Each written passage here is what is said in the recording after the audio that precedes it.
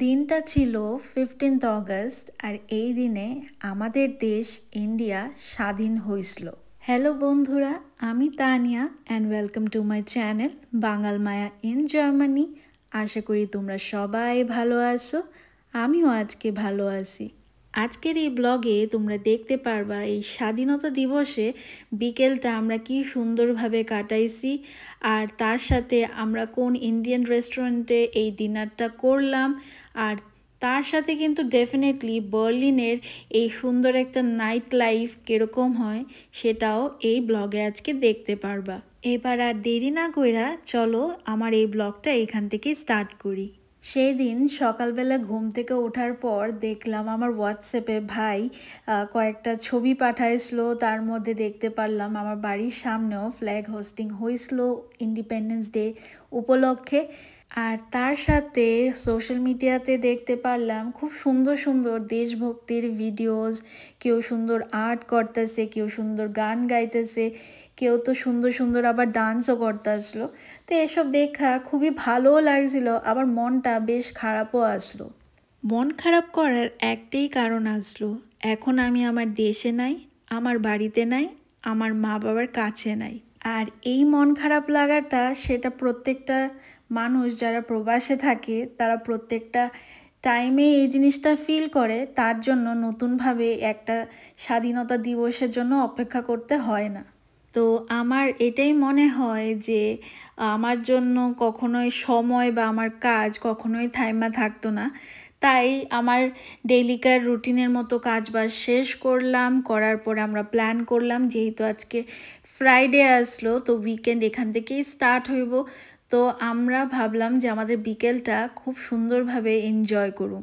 তো আমার কয়েকদিন ধরে ইন্ডিয়ান খাবার দাবার খাওয়ার খুব ক্রেভিংস হইতে আসলো, আর আজকে যেহেতু ইন্ডিপেন্ডেন্স ডে আসলো তো ভাবলাম যে আজকে আমরা একটা ইন্ডিয়ান রেস্টুরেন্টে খাওয়া দাওয়াটা করব।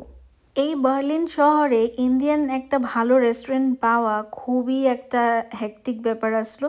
তো সামহাও আমরা এই একটা ইন্ডিয়ান রেস্টুরেন্ট আমরা খুঁজা বের করছিলাম, যেখানে খুব সুন্দর সুন্দর ইন্ডিয়ান সুইটস তোমরা এখানে পাওয়া যাবে। তোমরা দেখতেই পারতেছো এখানে কি না, এখানে গোলাপ জামুন আছে, রসগোল্লা আছে, তারপরে চম্পাপড়ি, জলেবি, সন্দেশ, তারপরে মতিচুরের লাড্ডু, আরও বিভিন্ন ধরনের এখানে সুইটস রয়েছে।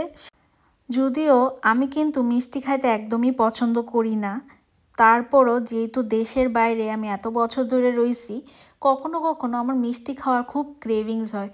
তখন এই রেস্টুরেন্টের থেকেই আমি কিন্তু কখনো কখনো মিষ্টি অর্ডার করে থাকি, তো ওইটাই আমি তখন খাওয়া দাওয়া করি। জাস্ট একটু ক্রেভিংস হইলেই কিন্তু আমি এখান থেকেই মিষ্টিটা অর্ডার করি বা ওখান থেকে কিনা খাই। তো আমরা ফাইনালি ডিসাইড করলাম আজকের ডিনারটা আমরা মেইনলি ফোকাস করুম ইন্ডিয়ান স্ট্রিট ফুড আইটেমসগুলোর উপরে। তো প্রথমেই আমরা অর্ডার করছিলাম দাহি ফুচকা, আর এই ফুচকাটা খাইতে ডেফিনেটলি খুব ভালো আসলো, একটু নন বেঙ্গলি স্টাইলের আসলো। তারপর আমরা অর্ডার করলাম আলু টিক্কি চাট। তো প্রথমেই এই আলু টিক্কি চাট দেখা একটু কনফিউজড আসলাম, বিকজ আমরা কলকাতাতে বা আগরতলাতে আলু টিক্কির উপরে কিন্তু দই দিত, তারপরে আরও মশলাপাতি দিত, কিন্তু এখানে এটা তো অন্য কিছুই দেখতে পারতেছিলাম। পাঁপড় আসলো, তার উপরে তোমার কি বলে এটা, ছোলের একটা কারি আসলো। দেন উই রিয়েলাইজ এটা অ্যাকচুয়ালি নর্থ ইন্ডিয়ান স্টাইলের আলু টিক্কি চাট আসলো। যদিও খাইতে খুবই ভালো লাগছিল, তো আমরা খুব এনজয়ও করছিলাম ওইটা। তারপর আমি যেটা অর্ডার করলাম, আমি কত মাস ধরে এটা লিগে আমার ক্রেভিংস হইতেছিল। তো ফাইনালি তোমরা চোখের সামনে দেখতেই পারতেছো একটা মস্ত বড় ক্রিস্পি মশালা ডোসা। তো এই মশালা ডোসাটা এতটা ক্রিস্পি আসলো আর খুব খাইতেও খুব টেস্টি আসলো। তো তার সাথে তোমরা দেখতেই পাচ্ছ একটা হোয়াইট চাটনি আসলো, তার লগে সাম্বার আসলো, স্যালাড রইসলো, আর তার সাথে মশালা কোকও আমি কিন্তু অর্ডার করে নিয়েছি। আর তার সাথে আমরা অর্ডার করছিলাম একটা ছোলে ভাটুরে, ওইটাও খাইতে দারুণ আসলো। আর আজকের এই ইন্ডিয়ান স্ট্রিট ফুড খাওয়ার পরে খুব তৃপ্তি হইল। অনেক দিন ধরে আমার খুব ক্রেভিংস হইতাছিল ইন্ডিয়ান স্ট্রিট ফুড খাওয়ার লিগা। তো ডিনারটা শেষ করার পর আমরা ফাইনালি ডিসাইড করলাম কিছু মিষ্টি আমরা প্যাক করে নিয়ে যাবো। তার মধ্যে আমরা 1 কেজি মতিচুর লাড্ডু আমরা প্যাক করে নিয়েছিলাম, আর তার সাথে ইচ্ছা আসলো জলেবিটাও আমরা প্যাক করার, কিন্তু জলেবি ওইখানে আসলো না সেরকম, তো ওইটার প্যাক করা হয়েছে না। তারপর আমরা চোখে পড়লো এরকম মালাই কুলফিও তারা বিক্রি করতে আসলো, তো আমরা দুজন মিললা 2টা মালাই কুলফি নিলাম। আর এই আমরা কিন্তু এখন বাড়ি যাওয়ার পথে রওনা দিতে আসলাম। তার সাথে তোমরা দেখতেই পারতেছো যে এই সুন্দর বার্লিন শহরটা কীরকম দেখতে হয়, তার নাইট লাইফটা কতটা জাঁকজমক সেটা তো তোমরা নিজের চোখেই দেখতে পারতেছো। সাইডে কিন্তু এখানে রেস্টুরেন্টের এরকম ওপেন এয়ার বসার সিস্টেম, তার পাশেই কিন্তু স্প্রি নদীটা রয়েছে। তো সবাই কিন্তু সবার ডিনারটা এরকমভাবেই তারা এনজয় করে ওপেন এয়ারের মধ্যে। তার পাশে এরকম একটা সুন্দর স্প্রি নদী রয়েছে। এখন বার্লিনে রাত 9:30 বাজে, আর তোমরা দেখো আকাশে কিন্তু এখনও আলো আছে। তার একটাই কারণ, এই সামার টাইমে সানসেট হয় রাত 9:30টার সময়। এখনের ওয়েদারটা বেশ ভালো লাগতেছিল, তার সাথে এরকম একটা ঠান্ডা মালাই কুলফি খাইতে আমার খুব ভালো লাগতেছিল, আর আমি খুব এনজয় করতেছিলাম। তার সাথে এরকম একটা স্প্রি নদীর ভিউ তোমরা চোখের সামনে যদি দেখতে পারো, আর তার সাথে এরকম একটা মালাই কুলফি খাওয়ার এনজয় করার আনন্দটাই আলাদা।